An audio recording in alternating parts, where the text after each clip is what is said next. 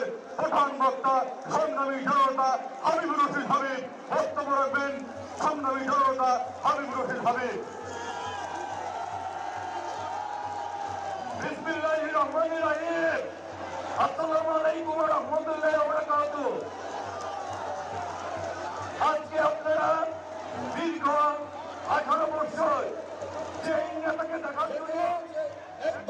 জন্য সারা বাংলাদেশের কোটি কোটি জনগণ অপেক্ষা করছিলেন।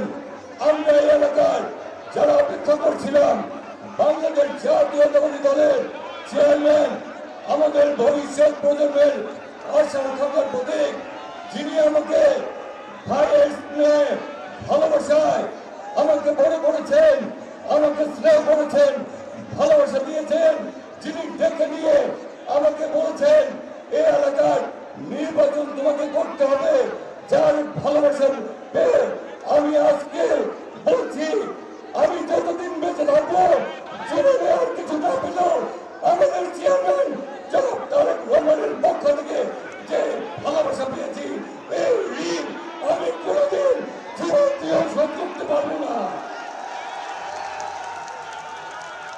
আমি যখন আহত হয়েছিলাম, গুলিবদ্ধ হয়েছিলাম, আমার 2000 গুলি লেগেছিল।